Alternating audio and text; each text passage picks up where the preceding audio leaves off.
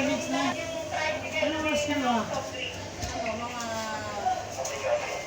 Sinabi niya sa akin 7:45. Mga 7:45 eh.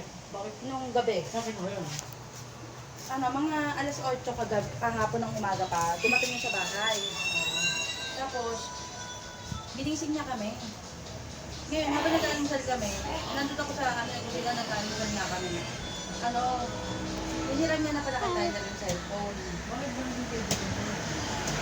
So, nagpunta yun sa bahay nun, kasamang kaya ka sa sanda, hindi yun eh.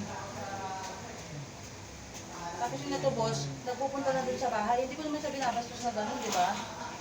Tapos ganyan pala gagawin niya. Pero binabantayan ko na rin siya kasi alam ko nga may history siyang gano'n eh. Kaya maghapon siya nandun.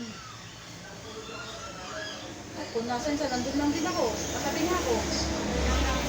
Dali, sa history niya ito. At least, ato ito eh, lang. Hindi kasi pa, halimbawa mamaya. Kasi natikman ko na siya dun eh. Wala siya sa kanila pa. Ngayon, pagka nakita siya dun sa Estrella, pupunta agad ako dito para kasunod na siya doon. Kasi magtatago eh. Nagtatago siya. Sa Estrella. Ano sumbong mo na Sa doon? barangay talo. Tapos sisugli siya ngayon. Hindi pa pwedeng galing dito yung tawag. Hindi, barangay talo, tapos matawag na lang kami.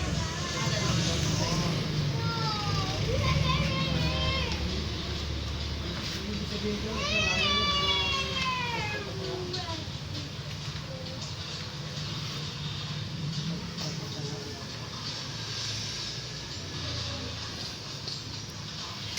Ang galing natin ngayon po, alam na aalis kami bukas eh. Magpapa-admit kami eh.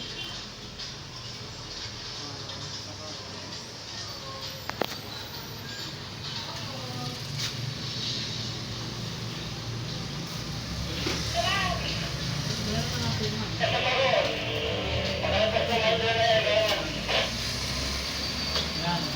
Yun nga po. Binigyan si Tyler ng 100 hinihiram niya. Nung umaga pa lang yun ha. Tapos sabi niya, yung gabi, hiniram niya pala ulit kay Tyler. Alam ko kasi nakita Tyler na kaya kampante na ako. Pumasok na ako sa loob namin. Ngayon, bigyan na rin niya ako pinatahan. Ma, wala yung cellphone ko. Bit-bit yun. Kung nakita na ako, yung balas na yun.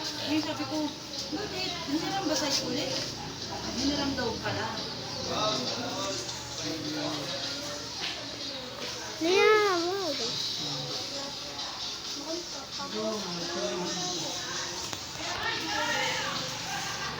Pupunta na lang ako doon pag nalaman naman. Para mahal siya rin ma-hold.